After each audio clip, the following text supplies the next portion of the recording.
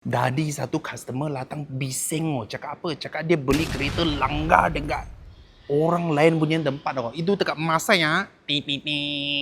Itu tempat lah. Okay. So I tak berani cakap itu siapa lah. Tapi ya, dia tanya awang-awang, you punya kereta ada yang langgar-langgar punya tak? Kadang-kadang ada jugalah. Okay. So kita kena tengok. Sebab apa? Kita kena tengok dia punya jom check. Ini platform dia ada keluar yang report. Okay, report ni dia akan cakap lah, kereta ni dia pernah claim ke tak pernah claim. So dia pernah ada accident ke tak pernah accident. Semua ada punya.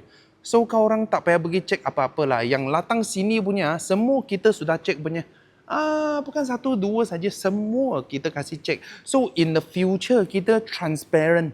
Okay, so kita, semua you boleh nampak habis punya. Kereta dia nombor plate apalah, dia pernah langgar tak, pernah claim tak, pernah apa tak. Okay, so you macam tahulah ini orang dulu dia pakai macam mana.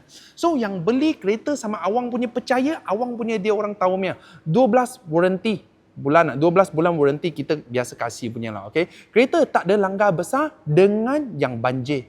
Ini biasa punya. Kita cek sebelum beli.